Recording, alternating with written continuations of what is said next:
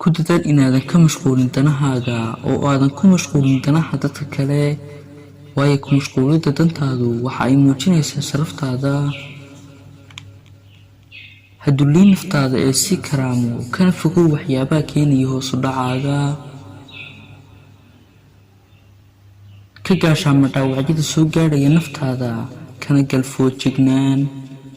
ahaw mid dhoolbir badan, kana taxadir waxyaabaha keenaya murugada.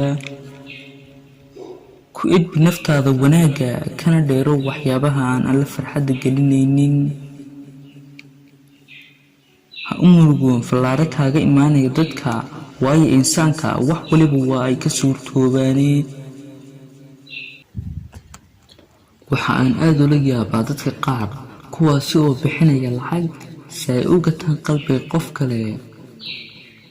luqmaanul xakiim allah ka raali ahaaday waxa uu yidhi, wiilkaygiiow, shayga ugu horreeya ee aad kasbatay iimaanka kadib ha ahaado walaal runlow ah. ugu dambayn, saaxiib la-aanta ayaa dhaantay intii aad la socon lahayd saaxiib aan garanayn qiimahaaga.